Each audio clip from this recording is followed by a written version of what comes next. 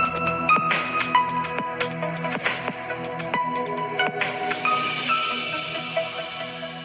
Friends, എല്ലാവർക്കും മറ്റൊരു പുതിയ വീഡിയോയിലേക്ക് സ്വാഗതം. It's me Akhil Satheesh and welcome to Akhil Satheesh world. KEAM 2026 ഇനി അങ്ങോട്ടുള്ള എല്ലാവിധ അപ്ഡേറ്റുകളും നിങ്ങളുടെ മുന്നിലേക്ക് എത്തും. ഇപ്പോൾ തന്നെ നമ്മുടെ കമ്മ്യൂണിറ്റിയിൽ ജോയിൻ ചെയ്തു. അപ്പോൾ നമുക്ക് കാര്യത്തിലേക്ക് കിടക്കാം.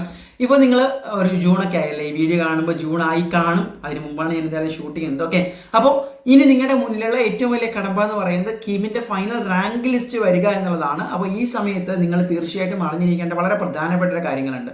പ്രൊഫൈൽ വെരിഫിക്കേഷന്റെ സമയം ഓൾറെഡി അവസാനിച്ചിട്ടുണ്ട്. പക്ഷേ നിങ്ങൾ ഈ സമയത്ത് തയ്യാറാക്കി വെക്കേണ്ട പ്രധാനപ്പെട്ട ചില രേഖകളുണ്ട്.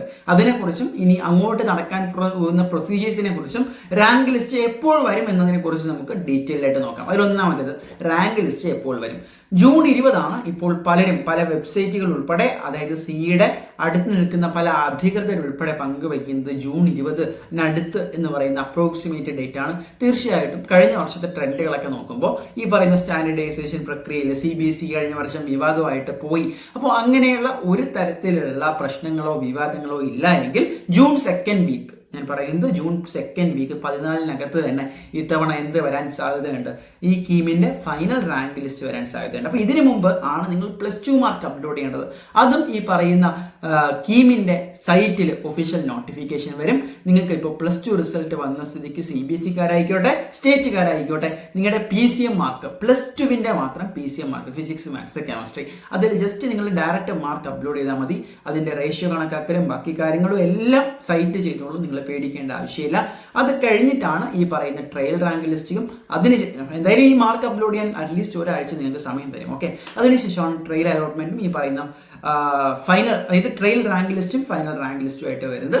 അതിനുശേഷം ഒരാഴ്ച കഴിഞ്ഞിട്ട്, അതായത് ജൂൺ ലാസ്റ്റോടുകൂടി, അതിന് മുമ്പൊക്കെ കാറ്റഗറി റാങ്ക് ലിസ്റ്റും വരും. അതിനുശേഷം ഈ ഓഗസ്റ്റ് 1st വീക്കോടെ ആയിരിക്കും നിങ്ങൾക്ക് ഇതിന്റെ കൗൺസിലിംഗും മറ്റു ഓപ്ഷൻ രജിസ്റ്റർ ചെയ്യാനുള്ള അവസരം, യഥാർത്ഥത്തിൽ ഈ കീമിന്റെ അലോട്ട്മെന്റ് ആപ്ലിക്കേഷൻ കൊടുക്കാനുള്ള അവസരം നിങ്ങളുടെ മുന്നിലേക്ക് ഓപ്പൺ ആകും. അപ്പോൾ ഇപ്പം നിങ്ങൾ ചെയ്യേണ്ടത് കൃത്യമായിട്ട് ഈ ഡോക്യുമെന്റ്സ് ഒക്കെ സെറ്റ് ചെയ്ത് വയ്ക്കുക. അതായത് കീം ആപ്ലിക്കേഷൻ സമയത്ത് നിങ്ങൾ അപ്ലോഡ് ചെയ്തിട്ടായിട്ടുള്ള നിങ്ങളുടെ റിസർവേഷനും നിങ്ങളുടെ കാസ്റ്റും നിങ്ങളുടെ ഇൻകവും ഒക്കെ തെളിയിക്കുന്ന, ഇനി ഏതെങ്കിലും അഥവാ കോട്ടയുണ്ടെങ്കിൽ അതിന്റെ സർട്ടിഫിക്കറ്റ്സ് ഉൾപ്പെടെ സെറ്റാക്കി വെക്കുക. ദെൻ ഈ പറയുന്ന പോലെ കീമിന്റെ സൈറ്റ് ഇടയ്ക്കിടയ്ക്ക് നോക്കുക. കാരണം അതിന്റെ നോട്ടിഫിക്കേഷൻ എന്തായാലും വന്നാൽ ഞങ്ങൾ അറിയിക്കും, പേടിക്കേണ്ട. അപ്പോൾ അതും നിങ്ങൾ കൃത്യമായിട്ട് ചെയ്യുക എന്നുള്ളതാണ്.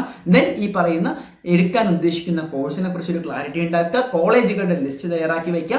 എന്നിട്ടാണ് ഓപ്ഷൻ രജിസ്ട്രേഷൻ സമയത്ത് ഭയങ്കരമായിട്ട് റഷ് ആകാതിരിക്കാൻ പറയുന്നതാണ്. ശ്രദ്ധിച്ച് കേൾക്കുക. സോ ഇൻഡെക്സ് മാർക്കിനോടൊപ്പം തന്നെ കഴിഞ്ഞ വർഷം അവിടെ അഡ്മിഷൻ കിട്ടിയിട്ടുള്ള, നിങ്ങളുടെ ലിസ്റ്റിലുള്ള കോളേജുകളിൽ അഡ്മിഷൻ കിട്ടിയിട്ടുള്ള അതാത് കോഴ്സുകളിലെ കുട്ടികളുടെ റാങ്ക് കട്ട് ഓഫ് കൂടി ഒന്ന് അറിഞ്ഞു വെക്കുന്നത് നല്ലതാണ്. സോ മറ്റൊരു വീഡിയോ ആയിട്ട് കാണാൻ തൽക്കാലം നിർത്തുന്നു.